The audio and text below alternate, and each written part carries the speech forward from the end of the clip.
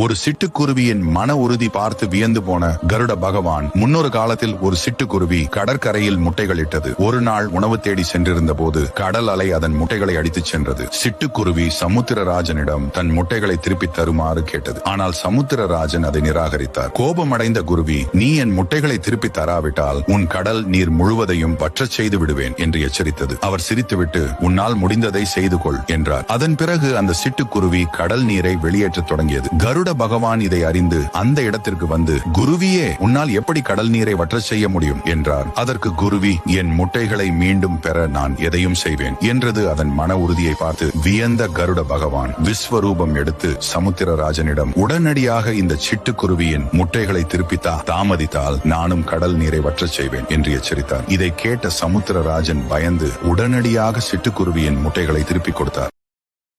Download ShareChat.